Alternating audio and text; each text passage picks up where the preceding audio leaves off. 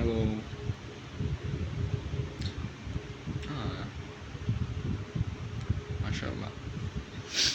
এবার আমার ভিডিও বানানো হয় না, তো চুল কাটানো লাগবে।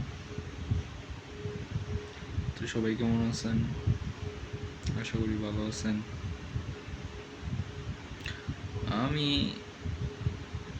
অফলাইন হয়ে গেছি ফেসবুকের মধ্যে, মি ভার্সেস মি। তো সবারই দেখি ভালো ভালো ভিডিও বানায়, আমারও ভালো কিছু করার দরকার।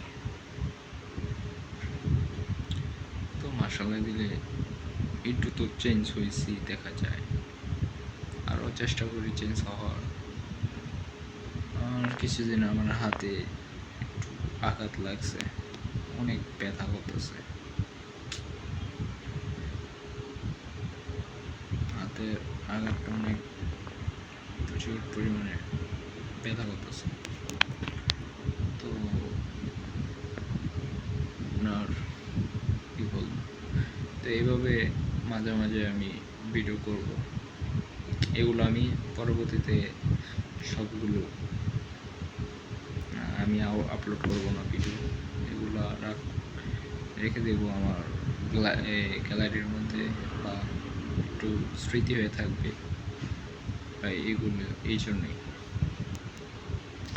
জন্যই ভিডিওটা করছি। এর আগে একটা ভিডিও বানিয়েছিলাম, ওটা ইউটিউবে আপলোড করে ছেড়ে দিছি, যে ইন ফিউচারের জন্য এটা। তো এটাও আপলোড করে ইউটিউবে ছেড়ে দিব। তো এভাবে টুকটাক ভিডিও করবো। আর আমার এখন মুডও নেই ভিডিও করার, যে আগে একটু টিকটক বা ক্যাপকাট ভিডিও করতাম। তো